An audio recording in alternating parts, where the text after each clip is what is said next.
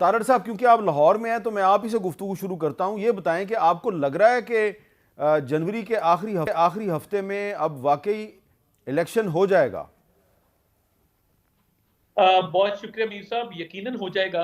क्योंकि देखिए, जो मरदमशुमारी के बाद हल्का बंदियां हुई, इलेक्शन कमीशन ने अपनी नेक नीति का सबूत इस तरह दिया कि उन्होंने उसको 14 दिसंबर से शॉर्ट करके वो 30 नवंबर तक ले आए।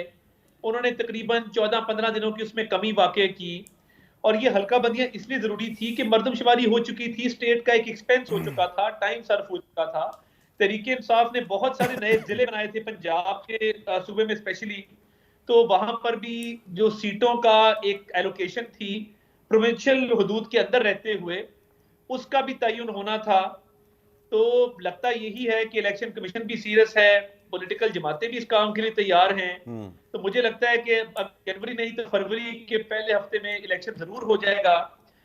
और अब जो शेड्यूल हल्का बंदियों का आया है, अब लोगों ने अपीलें भी जमा कराई हैं, लोग प्रोसेस के साथ चल पड़े हैं, ठीक है। किसी ने बॉयकॉट नहीं किया। वरना हल्का बंदियों की भी शेड्यूल पे आप तहफुज़ात का इजहार करते हैं, सब ने बढ़ चढ़ के हिस्सा लिया है, उसका पार्ट बने हैं।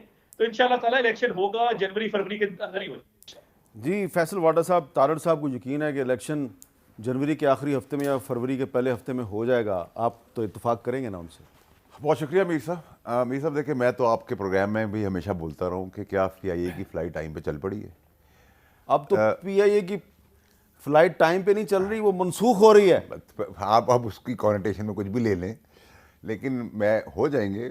अब वो जो वक्त दिया है 25 जनवरी, मुझे मेरे हिसाब से 24 जनवरी, 28 जनवरी। 28 जनवरी। तो वो 28 जनवरी में तो सर बहुत टाइम भी बाकी है, और PIA की फ़्लाइट तब तक उड़ना शुरू होती है टाइम। तो आपकी गुफ्तगू से लग रहा है कि अभी आपको यकीन नहीं है कि 28 जनवरी को इलेक्शन नहीं होगा? देखिए मीर साहब, आपका ना, क्योंकि आप इतना सीजन एंकर है, पुराने एंकर है, तो आप ना मुंह से चीज़ निकाल के उसकी कॉन्टेशन आपका काम है, आप कर लें। मैंने कहा PIA की फ़्लाइट टाइम पे चलनी पड़ी है पाकिस्तान में, आपने कहा वो तो मनसूख हो गई है। तो अब आप दोनों चीज़ों को अपने साथ मिला लें, अपने पास रख लें, आपको जवाब मिल जाएगा जितना मिलना है। ये अभी मैं पिछले हफ्ते सदर आरिफ अलवी साहब को मिला था, वो भी कह रहे थे कि उनको नहीं लग रहा कि इलेक्शन जनवरी के आखिरी हफ्ते में होगा।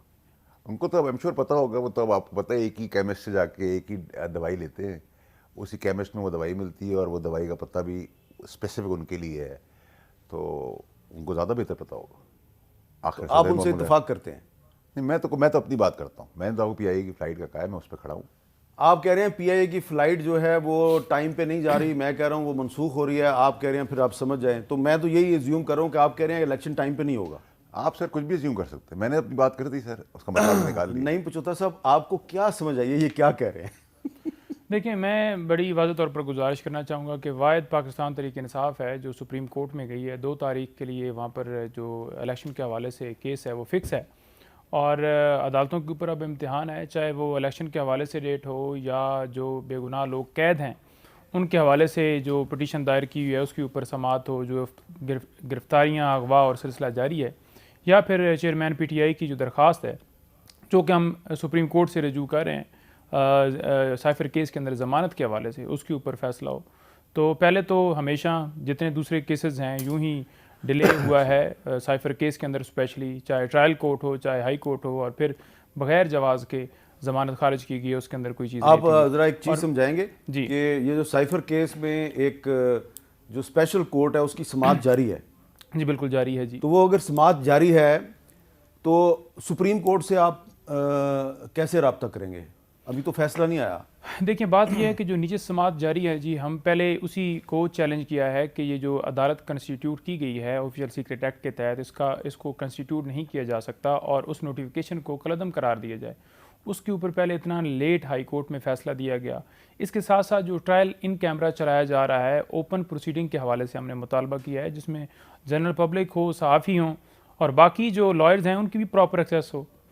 यहाँ पर एक बंद कमरे में खुद से जो ऑर्डर मर्जी है पास कर दें, क्या चल रहा है, क्या अदालत का रवैया है, क्या वहाँ पर गवाहों का क्या रवैया है, किस तरह से वो बयानात दे रहे हैं, आपको सामने पता है आपको कि आज़म खान को किस तरह से अगवा किया गया और 1.5 महीने के बाद, 4 हफ्तों 5 हफ्तों के बाद वो बरामद होते हैं और अदालत में किस अदालत में जाकर बयान देते हैं। तो ये सारी चीज़ें जो छुपा कर की जा रही हैं और ज़बरदस्ती की जा रही हैं, तो वो तमाम लोगों के सामने आए कि क्या बयानात हैं और क्या जुर्म है। जुर्म जब आपने किसी के ऊपर इल्ज़ाम लगाया है तो आपने उसको साबित करना है। अब उसको साबित करने के लिए सबसे जो पहली ज़रूरी चीज़ है जो कि ट्रायल के अंदर मिसिंग है, वो था चालान के साथ साइफ़र का लगा होना। तो वो कोई रिकॉर्ड का हिस्सा नहीं है। और फिर कॉपियाँ जो हमें दी गई हैं, जो मुकम्मल रिकॉर्ड है, जब इमरान खान साहब को वो दी नहीं जाएगा, साइफ़र, मिनट्स ऑफ मीटिंग या बाकी चीज़ें, तो फिर कैसे उनके ऊपर फ़र्द जुर्म आयद किया जा सकता है कि आपके ऊपर ये जुर्म बनता है। तो वहाँ पर इस तरह से प्रोसीडिंग्स की जा रही हैं। हम कॉपियाँ लेते नहीं हैं, कहा जाता है कि आपको कॉपियाँ दे दी गई हैं और अगली डेट के ऊपर बगैर दस्तखत किए भी ये समझा जाएगा कि वसूल हो गई हैं। तो इस तरह से जो प्रोसीडिंग चल रही है उसकी क्या क्रेडिबिलिटी होगी जी? जी अताउल्लाह तारड़ साहब, आपकी जो ये खफीफ सी मुस्कुराहट है, इसमें क्या पैगाम पिन्हा है जो कि आप बयान करना चाहेंगे? कि जिस साइफर की कॉपी साथ लफ करने के हवाले से यहाँ पे आहुजारियां की जा रही हैं, अगर मुकदमा पढ़ लेते तो उसमें मुद्दा समझ आ जाता कि साइफर है वो मसरूका है, अभी वो गुजारी है। मुद्दा ये है कि भाई आप साइफर घर ले गए, आप रख नहीं सकते, रखा, अब उसकी कॉपी कहां से, जो बाकी कॉपी आपने जलसे में लहराया और आपने अवाम को दिखाया कि ये बात तो ये है, आपकी जुर्म ये सरजद किया है कि आपने साइफर की कॉपी लॉफुली गैर कानूनी मेंटेन की। अब अगली बात ही जाए तो वो खान साहब को कहना वापस कर दें अगर उनके पास है तो, और वो उन्होंने लहराई थी, फिर बाद में मुकर गए, उन्होंने कहा जी ये कॉपी नहीं, मैंने घुमा दी है, मेरे से घूम गई है। अब ये पूरा मुकदमा आप इस बात पे नहीं आ रहे कि ऑफिशियल सीक्रेट्स एक्ट की वायलेशन हुई है। हमेशा की तरह आप तकनीकी बुनियादों के पीछे छुप रहे हैं, जिस तरह आप तोशा खाना में छुपा करते थे कि जज पे एतराज, अदालत पे एतराज, एविडेंस पे एतराज आपने आज तक नहीं किया। आपने माना कि हमने ये चीजें बेची हैं। जब आपकी ऑडियो भी आई कि हमने खेलना है पाकिस्तान के बैन अवी ताल्लुकात के साथ, और देखें ये आजम खान के अगवा वाला कोई किस्सा नहीं है। दुनिया में फवाद हसन फवाद भी मौजूद है, दुनिया में आहद चीमा भी मौजूद है। कोई किसी को मजबूर नहीं कर सकता कि वो 1 की स्टेटमेंट दे दे मजिस्ट्रेट के सामने गन पॉइंट पे। आजम खान एक चीफ है, वो कहता है कि मेरी गैरत और मेरी हुब्बुल वतनी गवारा नहीं करती थी ये जो खिलवाड़ कर रहे थे मिलके, तो मैंने स्टेटमेंट दी है।